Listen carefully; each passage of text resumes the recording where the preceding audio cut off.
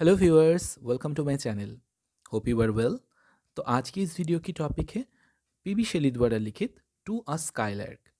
तो इस पोएम का जो एनालिसिस है वो हम ज़रूर करेंगे, लेकिन उससे पहले उसकी जो कुछ इंट्रोडक्शन होता है, चलिए हम लोग जान लेते हैं। इस पोएम में जो फिगरेटिव लैंग्वेज का जो इस्तेमाल किया गया है उस पर एनालिसिस करते वक्त फ्रांसिस थॉमसन ने उनकी एसे शेली एंड एसे में लिखा है, For astounding figurative opulence, Shelley yields only to Shakespeare, not in absolute fecundity, but in range of images. यानी कि शेक्सपियर के अलावा और कोई ऐसा पोएट नहीं है जो कि शेली को पार कर सके on the basis of figurative opulence. ठीक है, अब चलिए जान लेते हैं ये कब पब्लिश हुआ था।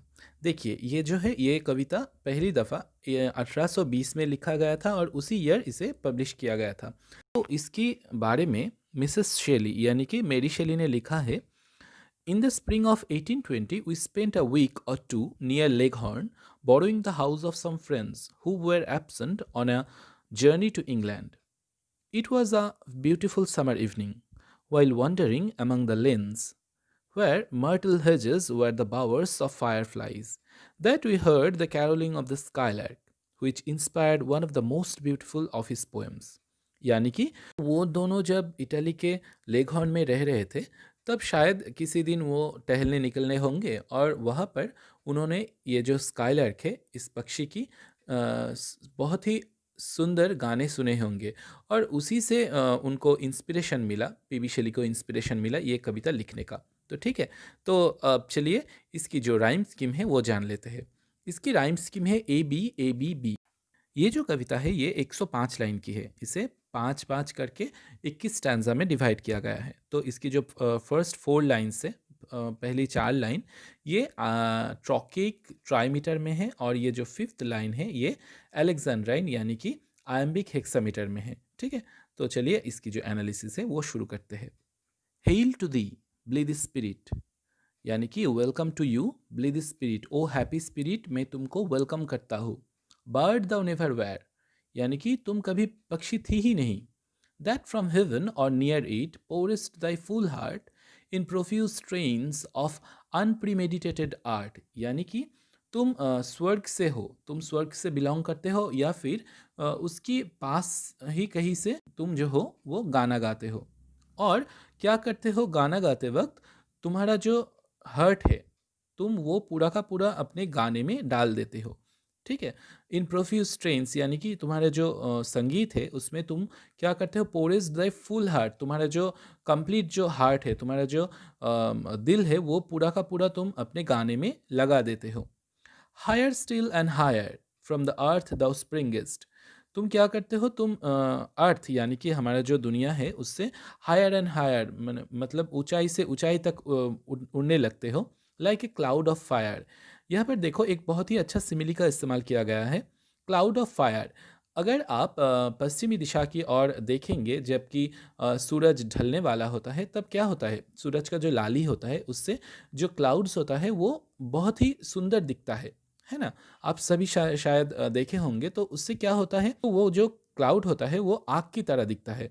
और क्योंकि वो जो बर्ड है वो बहुत ही ऊंचाई से उड़ता है और जब उस क्लाउड में से पास होता है तो वो बर्ड भी उस रंग का दिखता है। ठीक है, यानी कि वो जो फायर कलर का होता है वो उस कलर का दिखता है। और फिर कहा जा रहा है कि the blue deep the wingest and singing still dost soar and soaring ever singest, यानी कि जब नीले आसमान में तुम अपने पंख बिछाते हो तो तब भी तुम गाते रहते हो और जब उड़ने लगते हो तब भी तुम गाते रहते हो, यानी कि तुम जब भी उड़ते हो तभी तुम गा सकती हो और गाते गाते तुम उड़ भी सकते हो, ऐसा कहा जा रहा है। ठीक है, तो चलिए third stanza. In the golden lightning of the sunken sun, यानी कि जब जो डूबता सूरज है उसका जो गोल्डन लाइटनिंग होता है, उसका जो सुनहरा कलर होता है, over which clouds are brightening, जिसके लिए ये जो क्लाउड्स है, ये जो बादल है ये बहुत ही ब्राइट दिखते हैं, बहुत ही चमकीले दिखते हैं। दाउ डस्ट फ्लोट एंड रन, तो तुम क्या करते हो, इसमें से तुम फ्लोट करते हो, इसमें तुम तैरते रहते हो और उड़ते रहते हो। लाइक एन अनबॉडीड जॉय, यानी कि यहाँ पर बोला जा रहा है कि ये जो बर्ड है ये अनबॉडीड जॉय की तरह होता है, यहाँ पर भी एक बहुत ही अच्छा सिमिली का इस्तेमाल किया गया है। तो इसे आनंद की जैसे दिखाया गया है, यानी कि वो जो है, वो जो बर्ड है वो खुद में ही आनंद है, ठीक है। अनबॉडीड यानी कि उसकी जो फ्लैश एंड ब्लड का जो बॉडी होता है उसका उसके पास है ही नहीं, वो किसी और चीज़ है, वो एक स्पिरिट है। Whose race is just began यानी कि उसकी दौड़ अभी ही शुरू हुए है। द पिल पर्पल इवन, यहाँ पर देखिए शेली ने उनके जो कलर का जो इस्तेमाल है ये बहुत ही अच्छी तरह से यहाँ पर दिखाया है। वो यहाँ पर बोल रहे हैं कि ये जो पर्पल कलर है, यानी कि आप अगर देखे होंगे कि जब शाम ढलने वाला होता है तो वो जो लाली होता है आसमान में, वो लाली बदल कर पर्पल कलर बन जाता है। लेकिन तब भी वो जो पक्षी है स्काईलर्क वो उड़ता ही रहता है।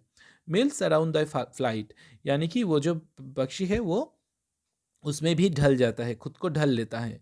Like a star of even, यहाँ पर ये जो स्टार ऑफ इवन है इसको हम कह सकते हैं जो शुक्र ग्रह है, यानी कि जो वेनस होता है वो। क्योंकि हमें पता है जब सूरज डूबने वाला होता है तो पश्चिम आसमान में वेनस का उदय होता है ना। सारा ही दिन वो आसमान में रहता ही है, लेकिन क्योंकि सूरज की इतनी किरण की वजह से हम उसे देख नहीं पाते हैं।